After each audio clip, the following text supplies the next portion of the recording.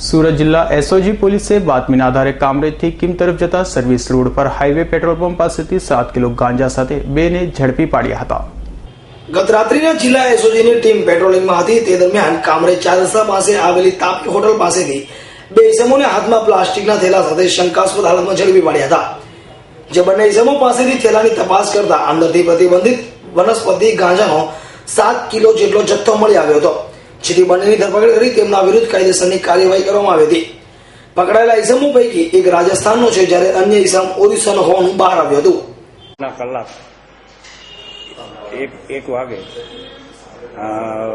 SG PI Shri Thakkar સાહેબ તથા સ્ટાફના માણસો સાથે નાઇટ પેટ્રોલિંગ દરમિયાન કામરેજ 4 રસ્તા કિમ ચોકડી તરફ જતા સર્વિસ રોડ ઉપર બે ઇસમો કંઈક એક પ્લાસ્ટિકના કોથળાઓ થતા બેગમાં કંઈક લઈ આવતા જણાવતા તેમનું નામ था પૂછતા એકનું નામ રાહુલભાઈ સીમાચલ મલિક, રહેવાસી ગામોડી, પોસ્ટ બાઉસલુંડી, થાના ભયજનગર, જિલ્લા ગંજામનો, તથા બીજો માહિર કુમાર મોહનસિંહ પેગડિયા, ઉંમર વર્ષ 45, રહેવાસી જોજવાડ, તાલુકે માંડલગઢનો હોય, જે બેગમાં તપાસ કરતા જેમાં પ્રતિબંધિત વનસ્પતિ જન્ય પદાર્થ ગાંજો કુલ 7 કિલો 429 ગ્રામ, કિંમત ₹59,432 તથા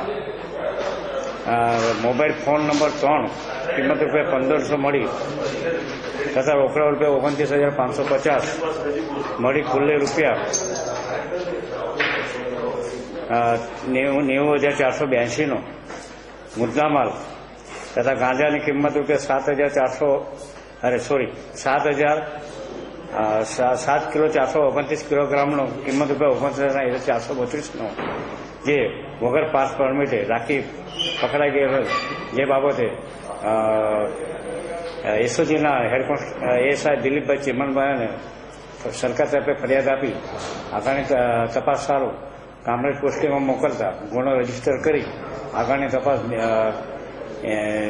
ચૌધરી પીએસઆઈ શ્રી નટુભાઈ નાવ કરે છે। ઇન્દ્રમલ શાહનો રિપોર્ટ, S9 ન્યૂઝ, કામરેજ।